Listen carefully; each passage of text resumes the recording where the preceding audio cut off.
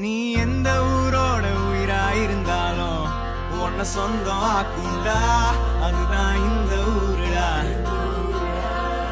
எங்க பீச்சு காத்து மேல பட்டா போதுண்டா, உனக்கு நல்ல ராசிடா, இனி நீ சென்னை வாசிடா.